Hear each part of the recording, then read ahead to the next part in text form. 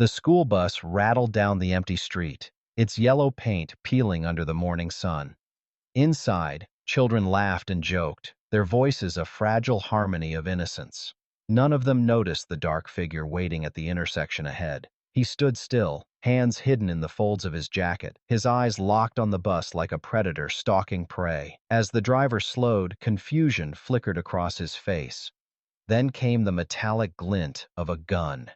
In seconds, the ordinary ride to school turned into a nightmare. Screams filled the air, small faces pressed against the windows, and one girl's secret identity became the target of a man who craved more than power over lawns and fences, because among those children was the daughter of the President of the United States. And the man boarding the bus wasn't just angry, he was ready to declare war. Stay with me, because this story only gets darker, more dangerous, and more gripping. And if you want more chilling HOA tales turned into thrillers like this, make sure to hit subscribe so you don't miss what comes next. The morning had begun like any other in the quiet suburban community. The neighborhood, usually plagued with HOA disputes over lawns and fences, seemed calm under the soft glow of the sunrise. A yellow school bus, painted with chipped edges and the scent of diesel hanging faintly in the air, rumbled through the streets. Inside, children laughed, chattered, and pushed one another playfully as they headed for school. Their voices were a chorus of innocence, unaware of the storm about to descend. At the wheel, the bus driver, Mr. Harrison, hummed to himself as he followed his familiar route. The sound of sneakers squeaking against the rubber floor, the tapping of pencils against metal seats, and the crinkling of snack wrappers filled the bus. Among the students was a girl who tried to remain unnoticed. Her long, dark hair fell across her face as she stared out the window, earbuds tucked into her ears. This was Lily, the daughter of the nation's president, quietly tucked into the anonymity of suburban schooling. Security protocols had always been tight around her, but today, something had gone terribly wrong. As the bus slowed to a stop at a deserted intersection, a figure in a dark jacket stepped into the middle of the road. Mr. Harrison pressed the brakes, confusion flashing across his face. He recognized the man instantly, Daniel Crow, an HOA officer infamous in the neighborhood. He had always been overzealous, policing every minor infraction, from mailbox heights to paint colors. But the look in his eyes today was nothing like the neighborly nuisance they knew. His gaze was cold, sharp, and filled with purpose. "Move out of the way!" Mr. Harrison shouted, leaning out of his window. But Daniel didn't budge. He raised something metallic in his hand, a firearm glinting under the pale sun. Gasps erupted inside the bus. Children ducked, and whispers of fear rippled through the rows of seats. Daniel climbed up the steps slowly, each one echoing like a drumbeat of dread. "Drive," he said simply, pointing the weapon at the driver. His voice was calm, steady, the voice of someone who had planned this moment meticulously. Mr. Harrison hesitated, his hand trembling on the steering wheel. "Daniel, you don't want to do this. These are kids." "I said drive." The barrel pressed closer, and Harrison obeyed. The bus jerked forward, leaving behind the familiar streets. The laughter had died. Silence sat heavy in the air, broken only by the hum of the engine and the occasional sob from a frightened child. Daniel's eyes scanned the rows until they settled on Lily. His lips curled into a thin smile, one that sent chills down her spine. He knew exactly who she was. His obsession with control had grown beyond lawns and bylaws. He wanted power that reached far higher, and holding the president's daughter among dozens of terrified students was the leverage he had been waiting for. Lily's heart pounded as she tried to shrink into her seat, but she could feel his stare pierce through the crowd. Her classmates looked at her confused, sensing she carried a secret weight none of them understood. She clenched her fists, her mind racing, her every instinct screaming that this was no random act. Outside, the streets began to blur as the bus veered off its regular path, heading into unfamiliar roads that wound toward the outskirts of town. Panic began to spread among the children. Some whispered prayers, others cried softly into their hands. Daniel stood tall in the aisle, one hand gripping the rail, the other holding the gun steady. "Nobody moves. Nobody speaks. You'll all be fine, as long as the rules are followed." His tone was unnervingly similar to the way he once lectured homeowners about HOA regulations, except now the stakes were deadly. Mr. Harrison swallowed hard, his knuckles white as he gripped the wheel. He glanced in the rearview mirror, catching Lily's eyes. He knew who she was too, and in that instant, the driver realized the magnitude of what was happening. This wasn't just a hijacking, it was a national crisis in the making. And trapped inside that rolling cage of steel and fear, 30 children, including the president's daughter, could only pray someone realized they were missing before it was too late. The bus rumbled farther from familiar neighborhoods, tires thudding over cracks in the pavement as it crossed into backroads rarely traveled. The houses thinned out, replaced by stretches of empty fields and abandoned industrial buildings, relics from a forgotten era. Each passing mile took the children deeper into isolation, cutting them off from the safety of rescue. Inside, the atmosphere had shifted from panic to stunned silence. The students sat rigid, eyes darting nervously between the armed man in the aisle and the blur of desolate landscape outside their windows. Even the youngest of them understood something terrible was happening, their innocence shattered with every second that passed. Mr. Harrison kept his eyes locked on the road, though his mind was racing. He had been driving this route for 15 years, had seen the same faces grow up through the school district, and had sworn silently every day to keep them safe. Now, with a gun aimed at his back, that oath felt like a cruel mockery. "Where do you want me to go?" he asked, his voice low, careful not to agitate Daniel. "Keep driving," Daniel replied. His tone was casual, almost conversational, which made it even more unnerving. "I'll tell you when to turn." He adjusted his grip on the weapon, his eyes continuing to scan the rows of terrified children.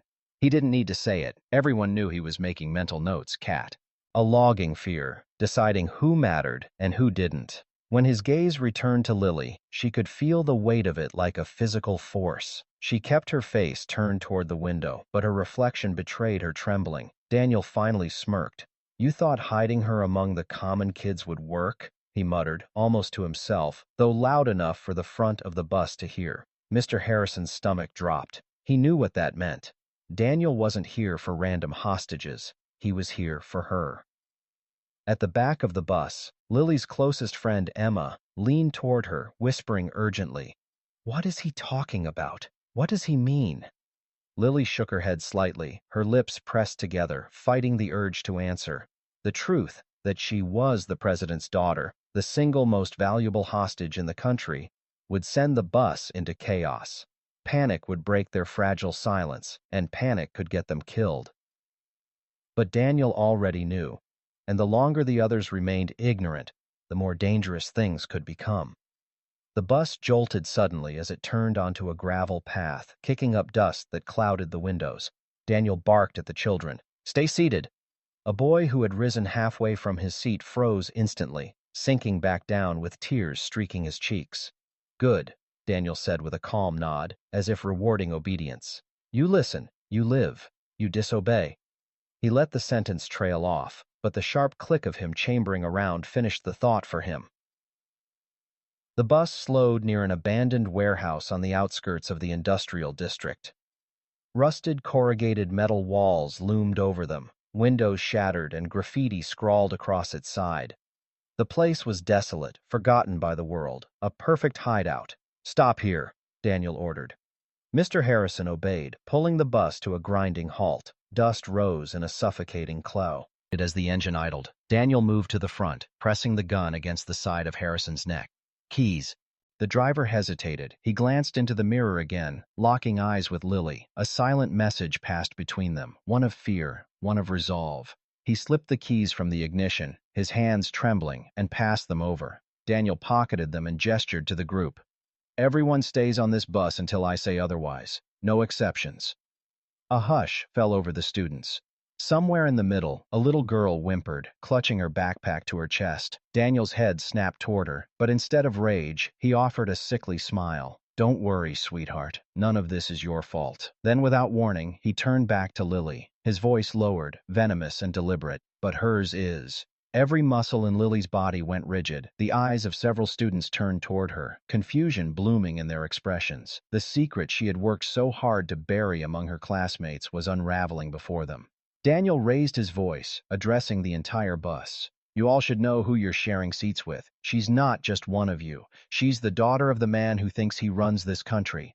And now, he spread his arms theatrically, the gun still gleaming in one hand. She's mine. Gasps broke out. Whispers filled the bus like wildfire. Lily's face flushed as fear clamped down on her chest. Daniel leaned in closer, locking eyes with her. Don't worry, little princess. Your father will be very motivated to play my game. Outside, the world was silent. Inside, a storm was breaking. And somewhere beyond the fields and abandoned streets, the first alarms of a national emergency were about to be raised. The moment Daniel declared Lily's identity, the atmosphere inside the bus shifted into something darker, heavier. The students, who had been united in their fear, now looked at Lily with a mix of confusion, awe, and terror. Some shrank away from her as though, her presence alone increased their danger. Others stared, wide-eyed, as if they couldn't believe they had been sitting next to someone so important all this time. Lily clenched her fists in her lap, her nails digging into her palms. She wanted to disappear, to melt into the vinyl seat. But Daniel's stare made it clear there would be no hiding anymore. Her secret was out, and now she was the centerpiece of this nightmare. Daniel paced slowly down the aisle, his boots thudding against the metal floor. His movements were deliberate, predatory. You see, kids, rules only matter when they're enforced. That's why I was the best HOA officer this pathetic neighborhood ever had. But your president, your daddy, princess, he thinks rules don't apply to him. He thinks he can make decisions for everyone, ruin lives, and walk away untouched. His voice rose, echoing off the bus walls, sending chills down the spines of every child. Well, not anymore. Now he'll know what it feels like to have something taken. Now he'll know what it feels like to beg. He stopped abruptly, towering over Lily's seat. She refused to look up at him, though she could feel his shadow looming over her. Emma reached for her hand under the seat, squeezing it tightly, a silent promise that she wasn't alone. Daniel's gun tapped lightly against the headrest in front of Lily. Clink, clink, clink. The sound was maddening. You're going to sit there quietly until I make the call, he said, and then we'll see how much your father really cares about you. Mr. Harrison swallowed hard, his voice hoarse. Daniel, you don't have to do this. You're talking about children, innocent children. Innocent? Daniel's laugh was harsh, hollow. No one's innocent. Everyone's complicit. Every family here benefited from his policies, from his lies, from his corruption. Don't you get it? This isn't just about her. It's about all of them.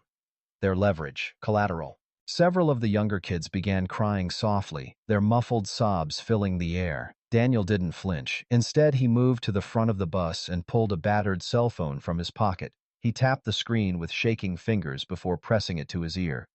Patch me through, he said. His voice had changed again, calm, almost businesslike. Tell him it's about his daughter. Tell him if he wants her alive, he'll hear my demands. The children watched in frozen silence as he spoke into the phone, pacing the aisle. Every word was a reminder that their lives now hung in the balance of whatever twisted plan he had crafted. Minutes later, he hung up. His eyes gleamed with a manic fire as he turned back to the group. It's done. They'll be listening. Every camera, every microphone, every satellite on us now. And you? He pointed the gun at Lily. You're the star of the show. Lily's breath caught in her throat. Her father would know by now. The Secret Service, the military, the entire government apparatus would be mobilizing. But the thought brought no comfort. If anything, it terrified her more. Daniel wasn't stupid. He had planned this, and desperate men with a plan were the most dangerous of all. Emma whispered, "They'll come for us, Lily. They'll save us." Lily wanted to believe that, but the cold certainty in Daniel's eyes said otherwise. He wasn't waiting for rescue. He was daring it. Outside the bus, the abandoned warehouse stood like a sentinel, its broken windows staring like hollow eyes. Birds scattered from the rooftops, startled by the metallic groan of the bus door opening.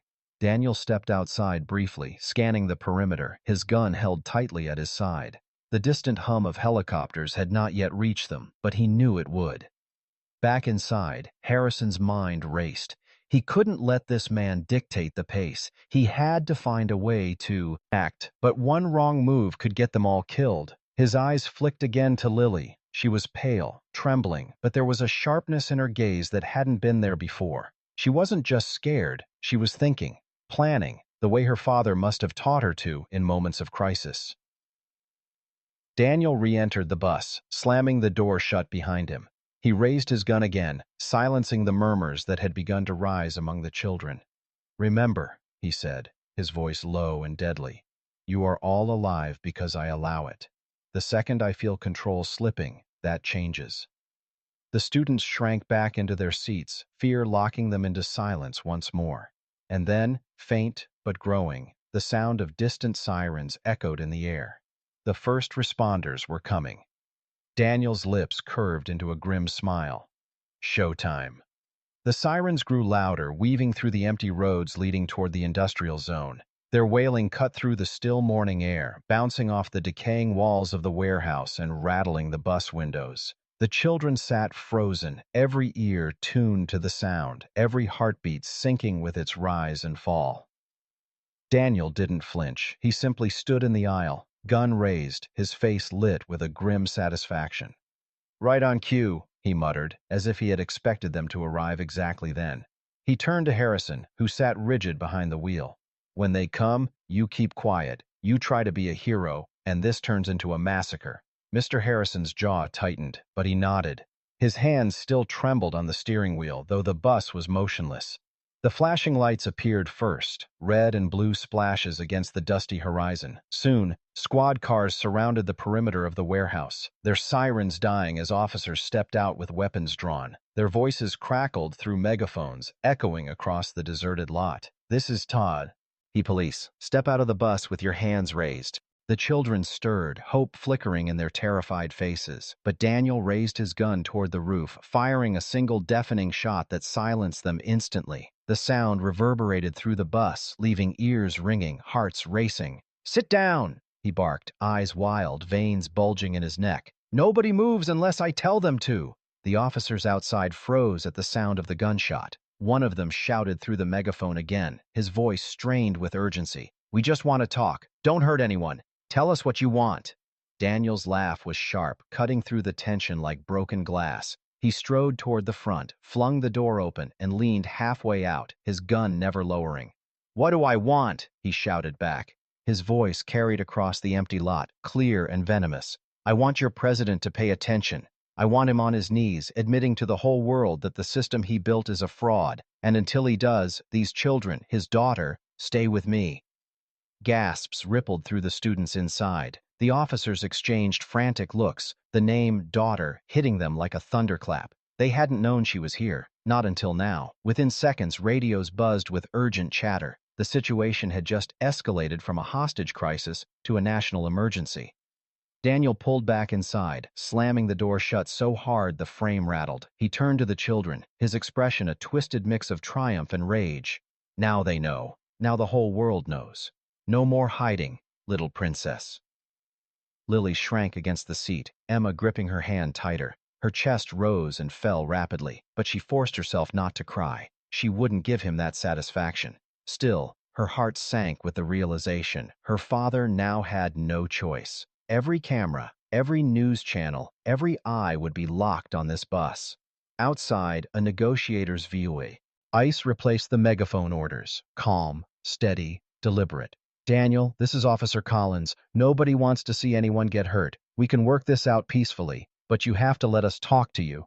Daniel smirked, pacing the aisle like a caged animal. "Work this out peacefully," he repeated mockingly. "Peaceful ended the second I got on this bus." He stopped suddenly, pointing the gun at Harrison's head. "You, driver, go open that side window." Harrison hesitated, his throat dry. "Why?" "Because I said so," Daniel roared. The bus shook with his fury. Slowly, Harrison unlatched the sliding window and pushed it open halfway. Daniel leaned toward it, raising his voice for the officers to hear. "You've got exactly 1 hour to bring me live broadcast access. I want the president himself addressing me, on every screen in this country. If he refuses, every 30 minutes a child dies." A horrified gasp erupted from the bus. Several children began sobbing uncontrollably, their small bodies shaking with terror. Daniel's head whipped toward them, and instantly the sobs quieted, as though fear itself pressed their voices into silence. "Do you understand me?" he bellowed out the window. The negotiator's voice cracked slightly but held steady. "We hear you, Daniel. Just stay calm. We'll get you what you need. But no one has to get hurt." Daniel slammed the window shut, his chest heaving. He turned back to the children, his expression chillingly calm again. "You see, they'll do whatever I say. You're not hostages. You're proof. Proof that power belongs to those willing to take it." Lily stared at him, her fear slowly hardening into something else. Anger, resolve. She knew her father would do everything to save her, but she also knew Daniel was unstable. If they only waited for help, it might come too late. And in that moment, as sirens blared in the distance and the bus sat under siege, Lily realized that survival might depend on her. Lily watched the scene like a hawk, the way she'd learned to watch when protocols required it. Observe, measure, wait. The bus felt claustrophobic now, every breath a public thing, every small movement a possible trigger.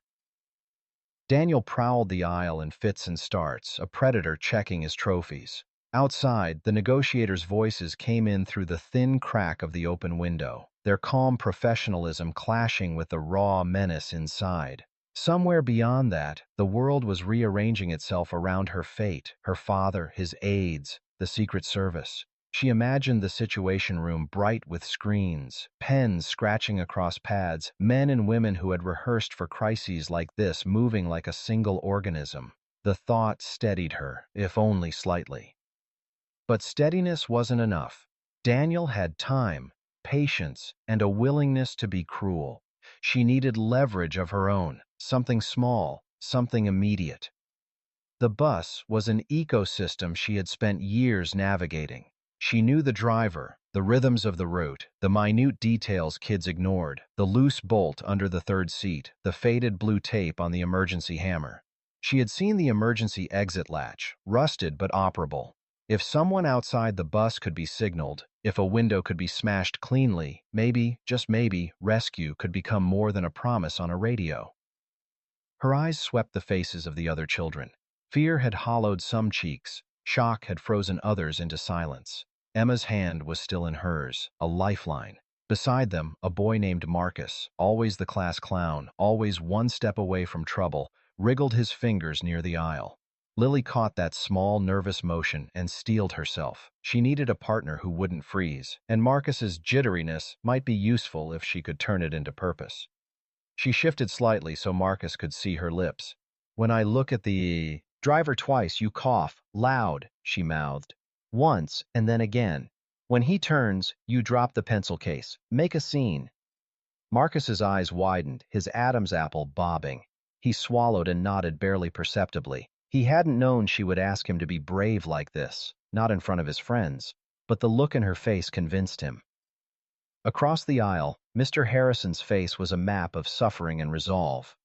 She caught his eye and managed a micro-smile, a prearranged signal she used at home when something needed to be said without words. He returned it with a tiny, barely there curl of his mouth that said, "I'll try." His hands had stopped shaking. That, more than anything, told her the driver was still thinking.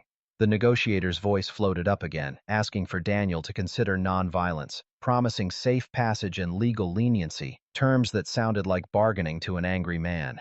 Daniel paced and jabbed his finger at the roof as if scoring syllables into the metal. "You can promise whatever you want," he spat. "You had your chance to fix things." He turned, pointing the gun at the roof, and the students flinched as if the barrel were a bell tolling doom. 45 minutes. If his speech isn't on every channel, 30 minutes after that, I start picking. A child's soft cry, small, terrified, snapped at Lily's heart. She had to act quickly. Waiting for the cavalry to breach the perimeter might be the right choice if Daniel was impulsive, but he wasn't. He had patience and will. She needed to force a moment, to create a crack in his plan without risking an obvious trigger. Marcus coughed, first small, then louder, the sound sliding between sobs and a manufactured asthma fit. Daniel's head snapped toward the back of the bus like a mechanical hinge. Harrison shifted in his seat, eyes skimming the aisle to where Marcus writhed, and then, like clockwork, stood to check him an instinctual response for a driver whose life had been children's welfare. As Harrison rose, Daniel barked, "Stay." But the driver, moving with a practiced calm, allowed his body language to suggest concern without a decisive step toward the boy. He glanced at Lily, the tiniest of nods exchanged, and that was all she needed.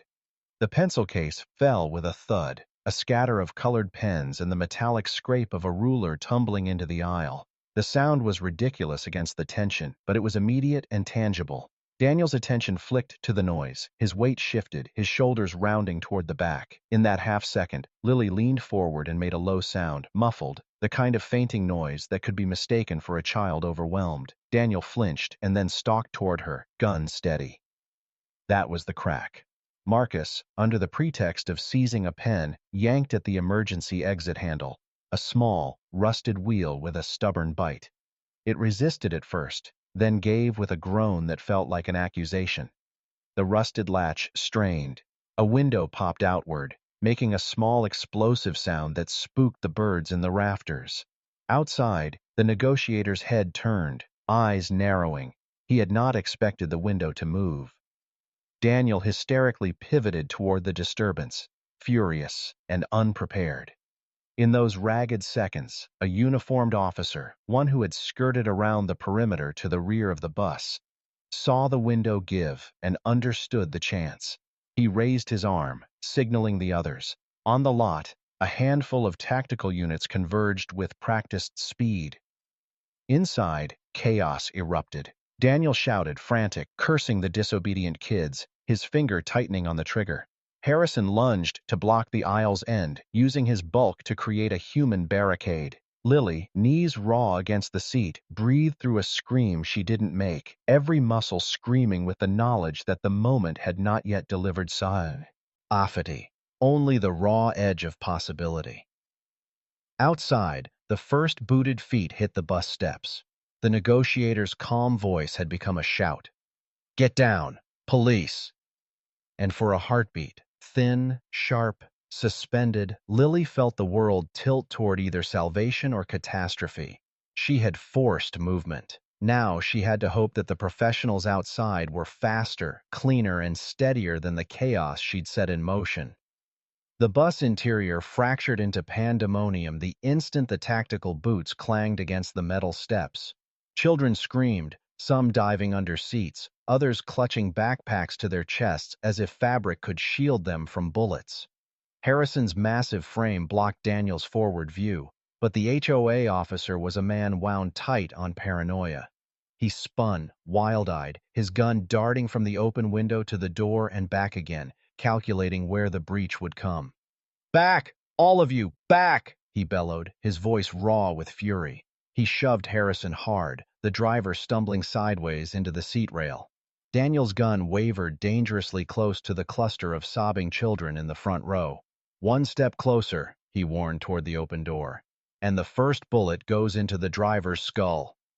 The tactical officer froze at the base of the stairs, his rifle raised but steady. He didn't move, didn't blink. "Daniel," he called, his voice low, level. "No one has to get hurt. Step back, let's talk." But Daniel wasn't listening. His eyes darted like a cornered animal's, every muscle wired for violence. Sweat beaded down his forehead, his lips twitching in a grin that didn't match the panic in his gaze. "You think I didn't plan for this?" he hissed. He snatched the keys from his pocket, fumbling with them one-handed as the gun hovered. The bus engine roared to life with a guttural growl. Diesel fumes wafted through the open window. The children gasped in unison, and realization dawning. He wasn't going to wait for negotiation. He was going to move the bus. "Sit down, now!" Daniel screamed, shoving Harrison back into the driver's seat at gunpoint. "Drive us out! Through them if you have to!" Harrison's hands hovered over the wheel, trembling. "Daniel, there are kids." "Do it!" The barrel pressed against his temple, and the driver's resistance broke. He shoved the gear into drive, the bus lurching forward with a violent jolt.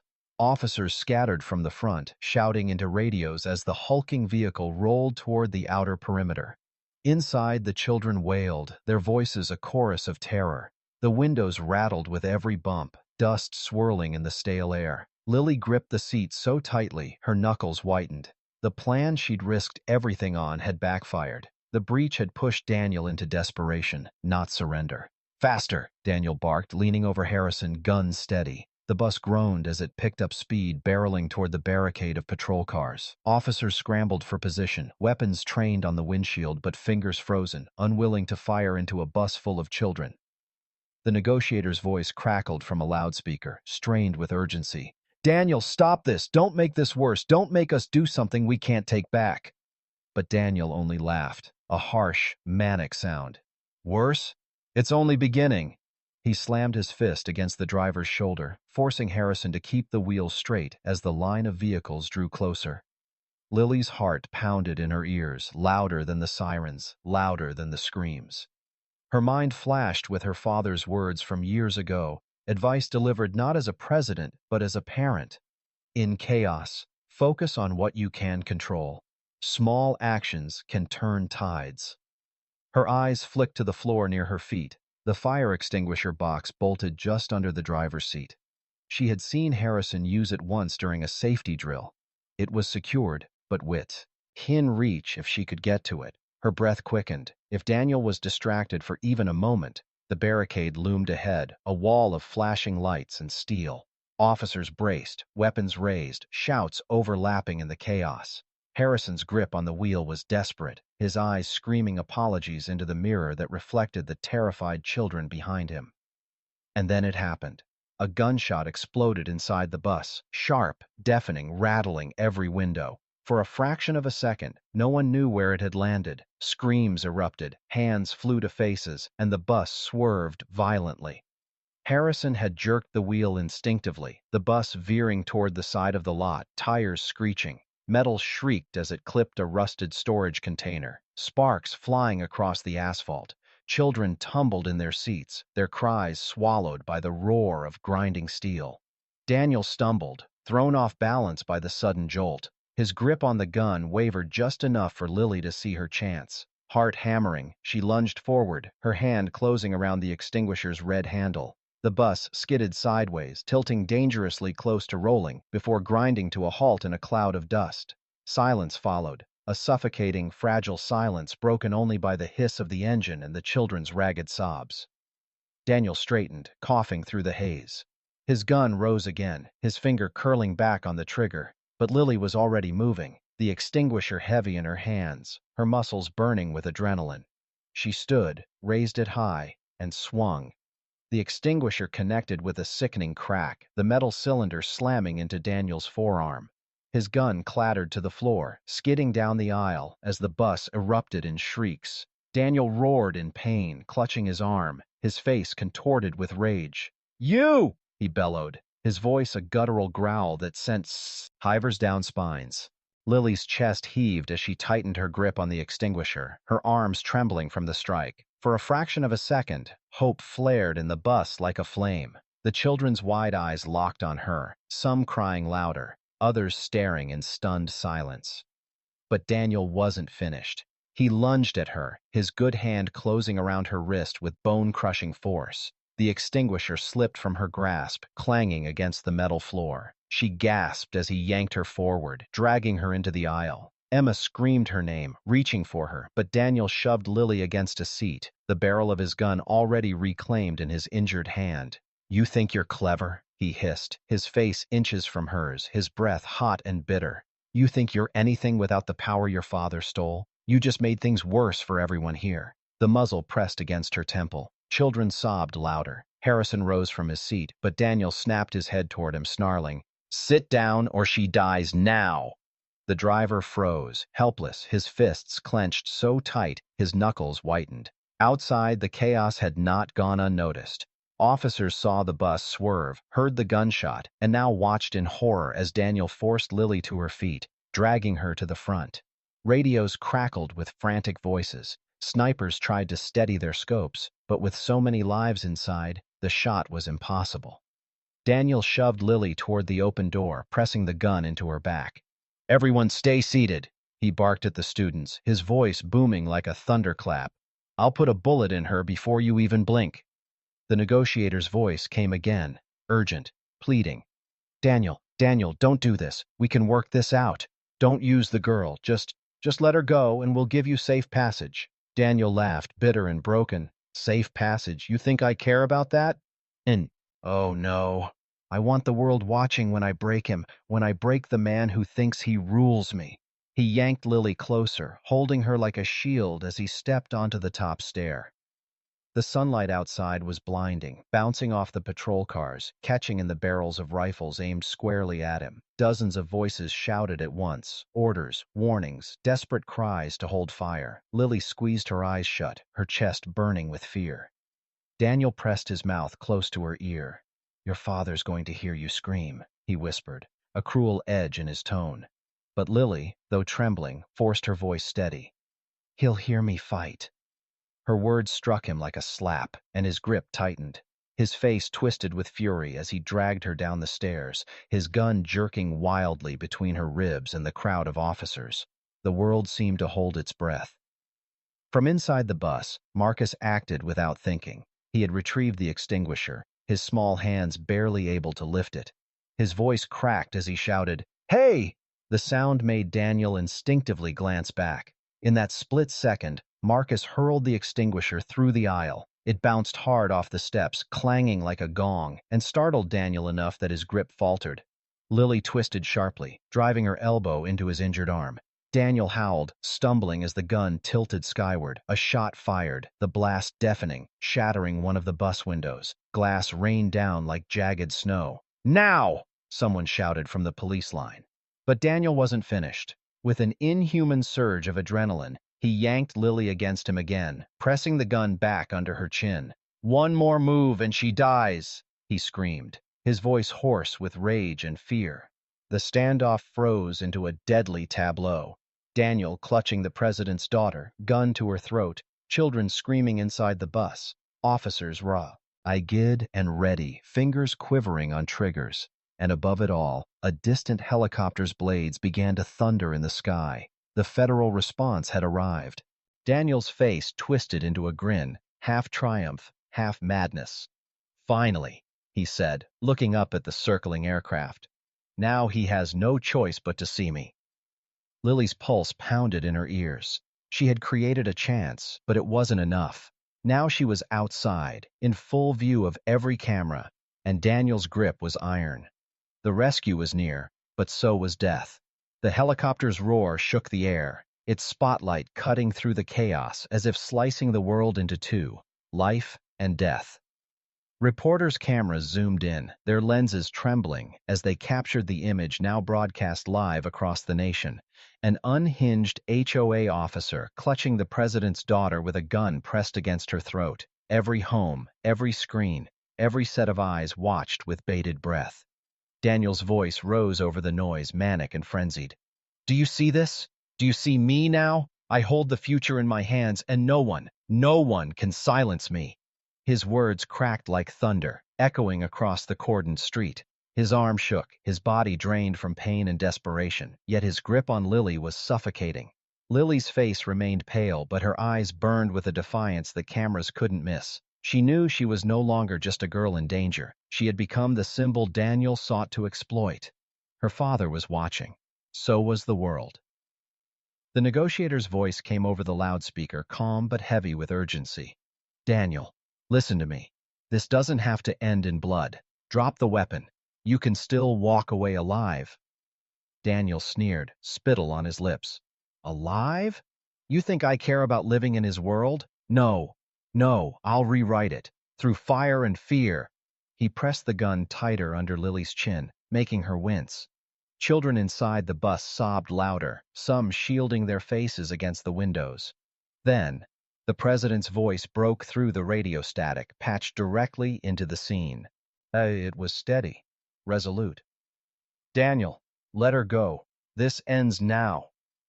The words froze Daniel in place. His manic grin faltered, his breath stuttering. For a brief heartbeat, the father's voice clashed with the tyrant's madness. Lily felt the slack in his grip, small, but enough. Her instincts ignited. She stomped down hard on his foot, twisted, and drove her elbow once more into his broken arm. The gun wavered, his scream tearing from his throat as the weapon shifted away from her. "Now!" A sniper's voice barked through an earpiece. The crack of a single shot split the air. Daniel's body jolted, his eyes wide with shock as the gun slipped from his hand and clattered onto the pavement. He staggered backward, clutching his chest, and collapsed to the ground, his reign of terror ending in silence. Lily stumbled forward, arms instantly catching her. Officers, medics, hands pulling her into safety. The bus doors burst open as SWAT swarmed in, guiding the children out, their cries of relief mixing with sobs of fear. Emma rushed to Lily's side, throwing her arms around her in a trembling embrace. Marcus followed, his small face streaked with tears, whispering, "You did it. You stopped him." The helicopter circled above as the scene shifted from horror to rescue. Parents rushed to the barricades, collapsing in tears as their children were returned. The negotiator lowered his microphone, exhaling a breath he hadn't realized he'd been holding. And in the distance, the president's motorcade arrived. He stepped out, his face etched with both fury and love. Cameras captured the moment his daughter, shaken but alive, ran into his arms. He held her close, whispering words no microphone could catch, shielding her from the world's gaze. Daniel Crow lay motionless on the asphalt, his twisted crusade reduced to nothing but a tragic stain. Once an HOA officer obsessed with control, Ad tried to wage war against the highest seat of power, only to be undone by the very child he sought to use. The news anchors would later call it the bus siege, a day of terror that could have ended in unspeakable tragedy.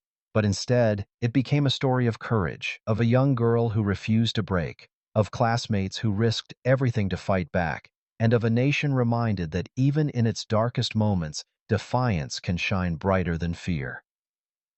As the last student was led to safety and Lily clung to her father, the sun broke through the clouds above, casting its light across the battered bus and the shattered man who had thought himself untouchable. The nightmare was over, the children were free, and the world would never forget the day an HOA officer tried to hold a nation hostage and failed.